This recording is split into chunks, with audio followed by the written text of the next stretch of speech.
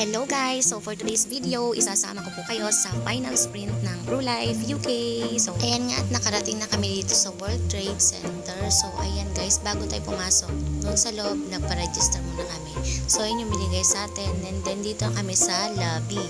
So ayan, syempre video muna ang lola nyo, charing.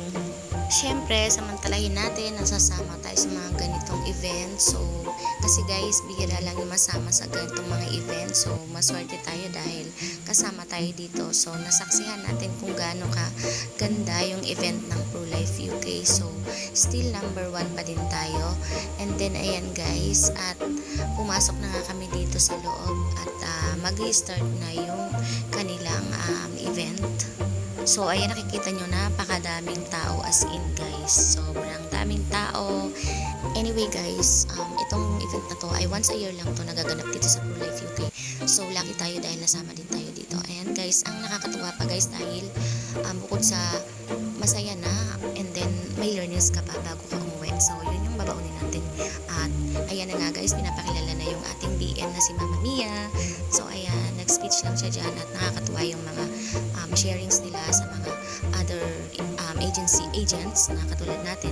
So ayan guys, at patapos na nga din dyan yung event, and then sa last niyan ay kakanta naman or sasayaw din si Darren Espanto. So guys, napakaswerte din ulit natin dahil na-videohan or nasa unahan kasi tayo ng stage at hindi ako nahirapan mag-video sa kanya. So ayan, nakikita niyo naman guys, sobrang lapit natin sa kanya, as in nahawakan ko pa nga yung kanyang kamay. So hindi natin palalampasin yan, alam niyo na.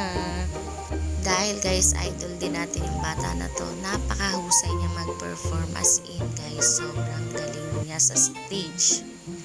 At sana nga guys, next year masama pa din tayo sa ganitong mga event. So abangan natin yan. Ayan guys, pinahaba ko lang tong video na to dahil sayang naman hindi natin mapapakinig yung boses niya or yung kanta niya dahil makapiright tayo, diba? Hirap na.